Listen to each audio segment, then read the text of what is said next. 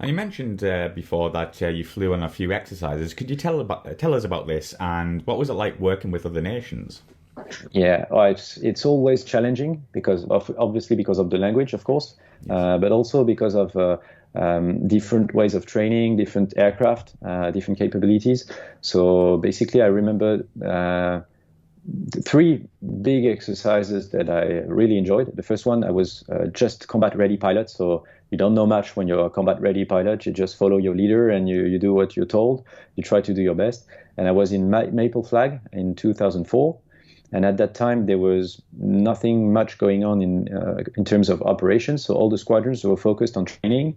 And so this year, 2004, we sent a huge load of aircraft, French aircraft, to Maple Flag. There was like, I think I remember four Mirage 2000N, four Mirage 2000D, four Mirage 2000C, and Mirage Fox One also.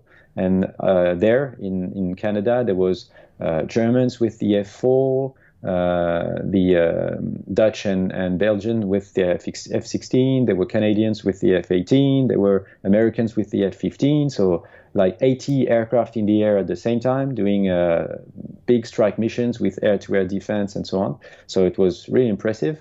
AWACS, air-to-air refueling and so on.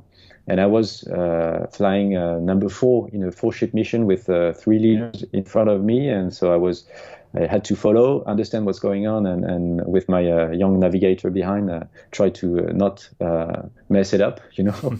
So it was really fun, and we were allowed to fly like we were not allowed to fly in France. Meaning, in France you train at 500 feet and for 50 knots.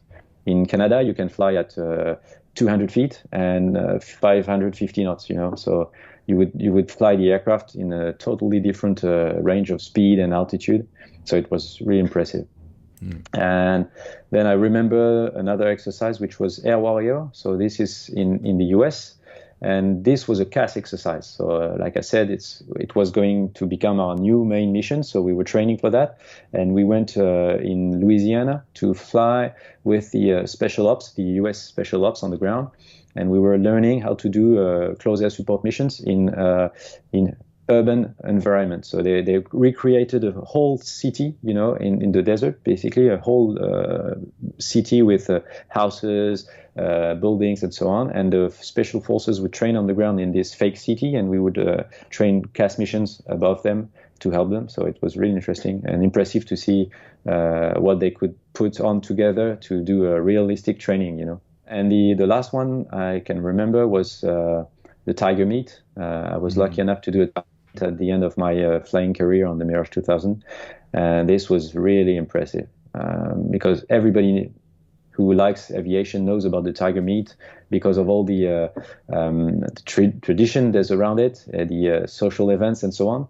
But what's impressive to see is that you have these social events in the evening with all the pilots dressed up, having fun and so on. But in the daytime, everybody is training really hard with really difficult missions, you know, with a lot of aircraft, a lot of preparation to do, debriefing, which was really tough debriefing to go through. So really impressive to see how it was done. Yeah.